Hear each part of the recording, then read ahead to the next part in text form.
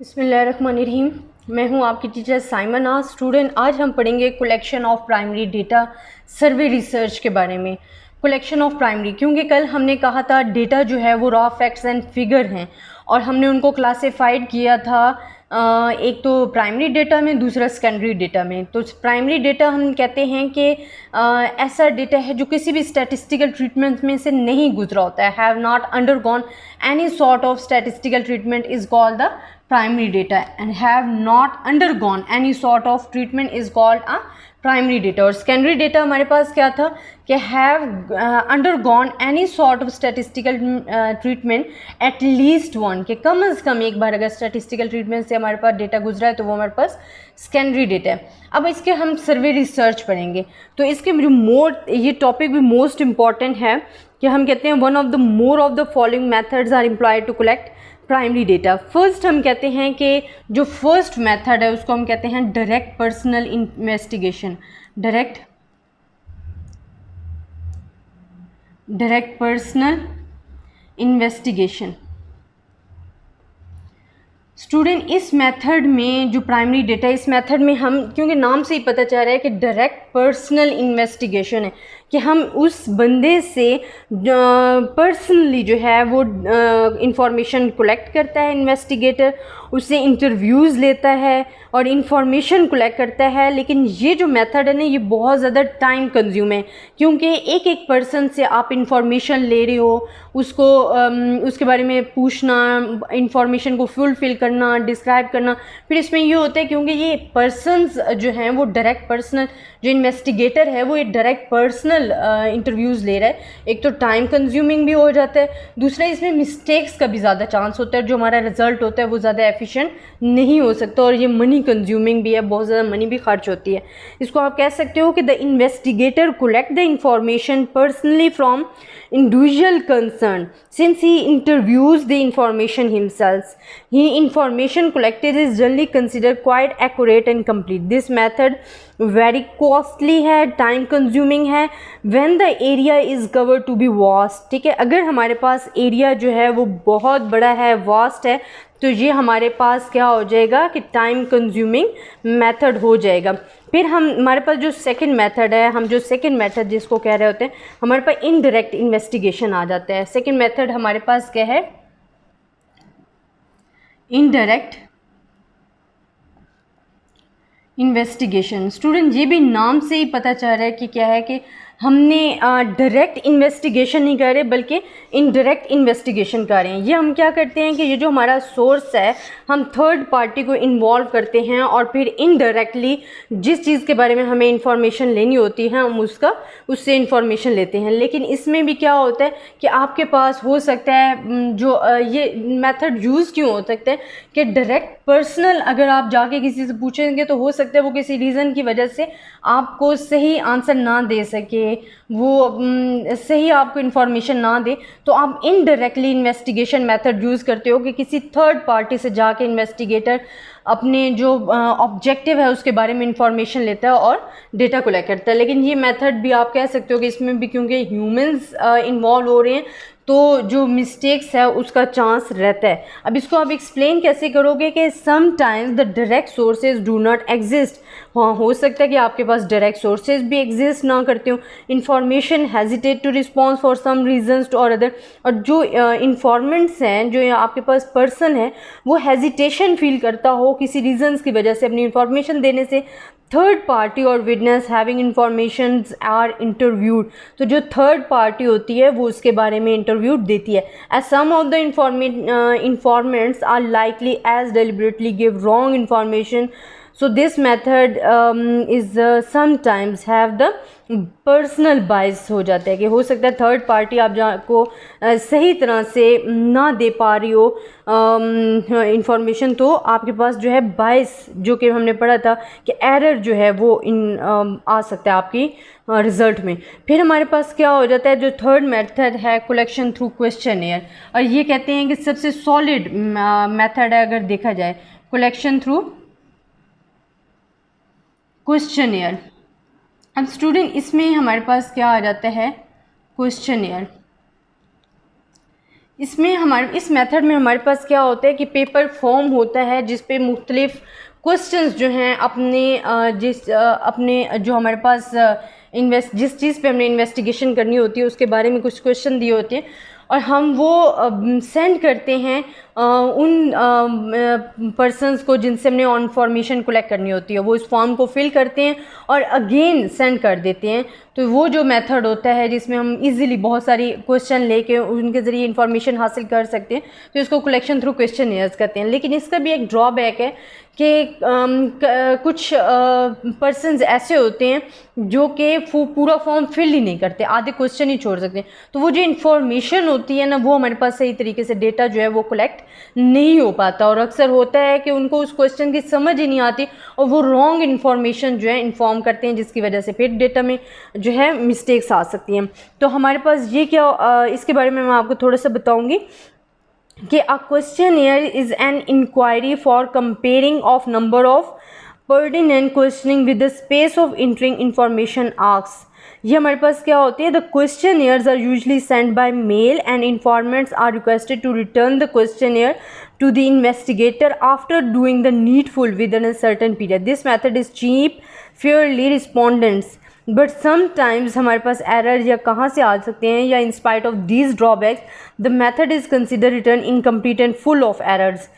इसका जो main drawbacks है कि क्या होता है कि अक्सर जो है इसको फुल ऑफ एरर्स होता है या वो फुलफ़िल ही नहीं करते। तो इसको अगर एरर हमने ड्रॉबैक को ख़त्म करना है तो इसके लिए हमें क्या होते हैं, ट्रेंड पर्सन चाहिए होते हैं। अगर इसमें हमने ड्रॉबैक, क्योंकि ये जो मेथड है ये ज़्यादा फेयरली भी है और इजीली है और टू मच कॉस्टली नहीं है, तो ये मेथड ज़्यादा इन्फॉर्मेशन हमें दे सकते हैं। बट इसके लिए अगर ड्रॉबैक्स कम से कम लाने हैं तो उसके लिए हमें ट्रेंड इन्फॉर्मेंट्स चाहिए होते हैं जो कि अच्छी तरह डील कर सकें और उस चीज़ को समझ भी सकें।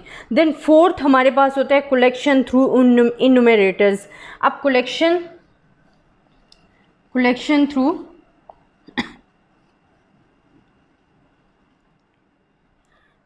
अगर हम कह रहे हैं कलेक्शन थ्रू इन्यूमरेटर्स, अब इसमें क्या होता है, इसमें हमारे पास जो होते हैं ट्रेंड पर्सन होते हैं। हम कहते हैं कि under this method the information is gathered by employing train enumerators information in making the entries in the schedules and questionnaire correctly. This method gives the most reliable information if the enumerator is well trained, experienced and tactful. अब हमारे पास क्या होता है कि अगर हम कहते हैं कि हम मेथड यूज़ करें कलेक्शन थ्रू इन्यूमरेटर्स, तो इसमें जो हमारे पास इन्यूमरेटर होता है वो वेल ट्रेंड अगर हो तो हमारे पास जो इंफॉर्मेशन है वो टू मच एफिशिएंट आ सकती है, कि वो बहुत ज़्यादा अच्छी इंफॉर्मेशन हमें फ्रॉम कर सकता है अगर वो वेल ट्रेंड है। इन्यूमरेटर्स जो हमारी कलेक्शन कर रहे हैं क्वेश्चनियर्स के ज़रिए, अगर वो वेल ट्रेंड है, अच्छा टेक्टफुल है, तो हम कहते हैं कि जो हमारी इंफॉर्मेशन है वो ज़्यादा एफिशिएंट हो सकती है। देन जो फिफ्थ हमारे पास होता है कलेक्शन थ्रू लोकल सोर्सेज। अब हम कहते हैं कलेक्शन थ्रू लोकल सोर्सेज। अब ये हमारे पास जो प्राइमरी डेटा का जो फिफ्थ है सर्वे रिसर्च में डेटा कलेक्ट करने का तरीका, वो है कलेक्शन थ्रू लोकल सोर्सेज। वहाँ का जो लोकल एजेंट है उसके ज़रिए हम क्या कर सकते हैं, अपना जो डेटा है वो कलेक्ट कर सकते हैं। हम कहते हैं कि in this method there is no formal collection of data that agent or local corresponding are directly to collect and to send the required information using their own judgment as the best way of obtaining. This method is expeditious but gives only the estimates. यहाँ हमारे पास क्या आ जाते हैं कि जो हमारे पास local source agent होता है वो आपको क्वेश्चनियर्स के ज़रिए अपनी जजमेंट पे, आप दूसरे से तो वो इन्फॉर्मेशन वो अपनी जजमेंट पे जो है आपको क्वेश्चनियर फुलफिल करके सेंड करता है।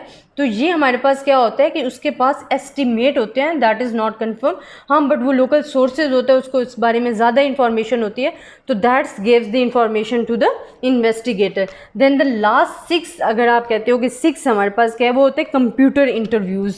कंप्यूटर इंटरव्यूज़ में क्या होता है कि हमारे पास फॉर्म सामने आ रहा होता है कंप्यूटर स्क्रीन्स पे और उसमें मुख्तलिफ़ क्वेश्चंस दिए गए होते हैं, जिन क्वेश्चंस को आप घर बैठे कंप्यूटर पे आंसर करते जाते हो और वो इन्वेस्टिगेटर्स को इंफॉर्मेशन देते जाते हो। तो एक ये तरीका है कंप्यूटर इंटरव्यूज़। तो जो हमारे पास कलेक्शन ऑफ प्राइमरी डेटा थे उसके हमारे पास 6 मेथड थे। अब मैंने आपको बता दिया कि अगर आप सर्वे रिसर्च कर रहे हो कलेक्शन ऑफ प्राइमरी डेटा के, तो आपके पास 6 रिसोर्सेज है। आपने डायरेक्ट पर्सनल इन्वेस्टिगेशन भी कर सकते हो कि फ़ेस टू फेस आप डायरेक्ट पर्सन से इंफॉर्मेशन हासिल कर सकते हो, मगर ये बहुत ज़्यादा टाइम कंज्यूमिंग है, मनी कंज्यूमिंग है, कॉस्टली है। फिर इसमें हमारे पास चांस होता है मिस्टेक का भी, क्योंकि एक तो अगर एरिया बहुत ज़्यादा वास्ट है, बड़ा है, तो ये आपको वैसे भी डिफ़िकल्टी करेगा। फिर इनडायरेक्ट इन्वेस्टिगेशन होता है, हो सकता है जो आपके पास डायरेक्ट पर्सन हो वो हेजिटेशन फील करता हो आपको किसी रीज़न्स की वजह से आंसर दें, तो फिर हम मेथड यूज़ करते हैं इनडायरेक्ट इन्वेस्टिगेशन, जिसमें थर्ड पार्टी जो है वो आपको एज अ विटनेस जो है दूसरे के बारे में इन्वेस्टिगेट करती है। तो इस तरह इन्वेस्टिगेटर्स जो है वो अपनी इंफॉर्मेशन कलेक्ट करते हैं। कलेक्शन थ्रू क्वेश्चन एयर्स, ये मेथड जो है बहुत ही एफिशिएंट है। इससे हमें जो अपनी इजीली इंफॉर्मेशन है हासिल हो जा सकती है कि वो एक मेल के ज़रिए मुख्तलिफ क्वेश्चन होते हैं, फॉर्म होता है, उसको फुलफ़िल करके जो आपका इन्वेस्टिगेटर्स होता है वो आपको रिक्वेस्ट करता है कि उसको फुलफ़िल करके आपने दोबारा अपने इन्वेस्टिगेटर्स को जिस जो इन्वेस्टिगेट कर रहे हैं उसको रिटर्न करना है। तो लेकिन इसमें भी ड्रॉबैक्स ये है कि अक्सर ये होता है कि लोग जो हैं वो फॉर्म फिल करते ही नहीं, और अगर करते भी हैं तो उनको कुछ क्वेश्चन की समझ ही नहीं आती, वो गलत इन्फॉर्मेशन दे देते हैं। लेकिन इस ड्रॉबैक को कम से कम कैसे किया जा सकता है, अगर आपके पास जो इन्यूमरेटर्स है या इन्वेस्टिगेटर्स है वो वेल ट्रेंड है, टैक्टफुल है, स्कीमफुल है, तो फिर हम इजीली इसको ड्रॉबैक को काफ़ी कम कर सकते हैं। फिर कलेक्शन थ्रू इन्यूमरेटर्स, कि जब आपके वो वेल ट्रेंड इन्यूमरेटर्स होंगे तो वो इजीली आपसे डेटा कलेक्ट कर सकते हैं। फिर क्या आ जाता है कलेक्शन थ्रू लोकल सोर्सेज। अब लोकल सोर्स जो आपका एजेंट है वो आपको इंफॉर्मेशन देता है उस एरिया के बारे में, लेकिन वो अपनी जजमेंट पे दे रहा है, वो आपको अपनी जजमेंट, अपना आइडियाज़, अपना नज़रिया बता रहा है। तो इसमें आपके पास एस्टिमेट्स आ सकते हैं, but not you can say कि एफिशिएंट एंड ट्रू रिजल्ट आ सकते हैं, क्योंकि it's depend upon the judgement of the agent. ये जजमेंट पे डिपेंड कर रहा होता है। तो ये आपको क्या दे रहा होता है, एस्टीमेट्स दे रहा होता है, ये एस्टीमेट्स की बुनियाद पे बेसिस पे आपको दे रहा है। देन द लास्ट वन हमारे पास क्या आ जाता है कि कंप्यूटर इंटरव्यूज़, कि लास्ट वन मेथड आपका क्या है कि आप कंप्यूटर की स्क्रीन पे क्वेश्चंस देखते जाते हो, आपने उस फॉर्म को फिल करना होता है और इस तरह आप जो है अपने डेटा के बारे में इन्वेस्टिगेटर्स को इन्वेस्टिगेट कर अपनी जो इन्फॉर्मेशन है वो प्रोवाइड कर सकते हो। तो स्टूडेंट ये था हमारा आज का topic collection of primary data survey research पे हमने पढ़ा है। इंशाल्लाह कल हम experiment research and secondary research और उसके यूजेस के बारे में पढ़ेंगे। आई होप कि आपको मेरी वीडियो पसंद आई होगी। आप मेरे चैनल को सब्सक्राइब कीजिएगा, नाज अकेडमी। तब तक के लिए अल्लाह हाफिज़। नेक्स्ट टॉपिक के साथ इंशाल्लाह फिर हाजिर होंगे।